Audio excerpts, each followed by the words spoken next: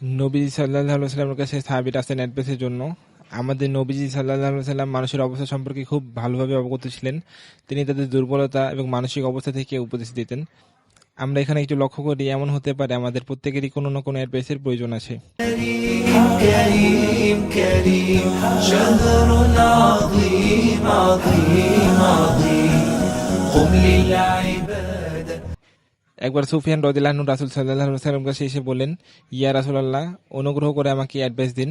তিনি বললেন, কুল আমানতু বিল্লাহি সুম্মা ইসতাকিম। অর্থাৎ, হে সুফিয়ান, বলো আমি আল্লাহর উপর ঈমান আনলাম, অতঃপর এতে অবিচল থাকো। আর রাসূল সাল্লাল্লাহু আলাইহি ওয়াসাল্লাম যখন মুয়াজ বিন জাবাল রাদিয়াল্লাহু আনহুকে ইয়েমেনে পাঠিয়েছিলেন, কতই না সুন্দর নসিহত করছিলেন তাকে। তিনি বলেছিলেন, ইয়া মুয়াজ ইত্তাকিল্লাহা হাইসুমা কুন্ত। হে মুয়াজ, তুমি যেখানেই থাকো না কেন, আল্লাহকে ভয় করো। হাসানা তামহুয়া। যখন কোনো গুনাহ হয়ে যাবে, সাথে সাথে ভালো কাজ করো, কারণ ভালো কাজ গুনাহকে মিটিয়ে দেয়।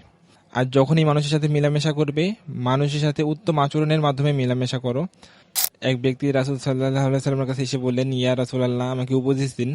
তখন তিনি বললেন, মানুষের হাতে যা আছে তা পাওয়ার আশা ছেড়ে দাও।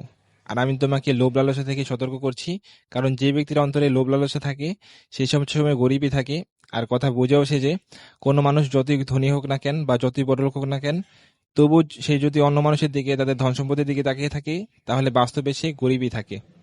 এরপরে তিনি বললেন, তুমি যখনই নামাজ পড়বে, তখন এমনভাবে নামাজ পড়বে যেন এটাই তোমার জীবনের শেষ নামাজ। এরপর বললেন, এমন কোনো কথা বলো না যার জন্য আগামীকাল তোমাকে অনুতপ্ত হতে হয়। সাহাবী আজমেনদের যখন উপদেশ দেওয়া হতো, তখন তারা কিভাবে আমল করতেন? আবু উমামা রাদিয়াল্লাহু আনহুর ব্যাপারে আসছে যে তাকে একবার নবীজি সাল্লাল্লাহু আলাইহি ওয়াসাল্লাম উপদেশ দিয়েছিলেন যে, ইয়া আবু উমামা আলাইকা বিসসাম ওয়া ফাইন্নাহু লা ইয়াদলালাহ।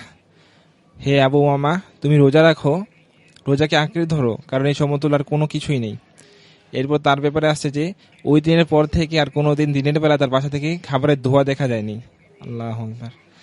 আজ মানুষ হাজার হাজার টাকা খরচ করে অ্যাডভাইস নিচ্ছে, কিন্তু আমাদের নবীজি সাল্লাল্লাহু আলাইহি ওয়াসাল্লাম 1450 বছর আগে আমাদেরকে অ্যাডভাইস দিয়ে গেছেন, কিন্তু আজ নেওয়ার মতো কেউ নেই।